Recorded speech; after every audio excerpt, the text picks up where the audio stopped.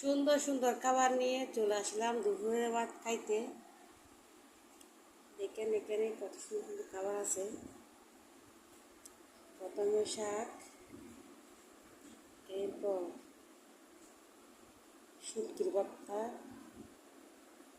ভাজা মাছ, কাঁঠাল বিচি। এখন খাওয়া শুরু করবো।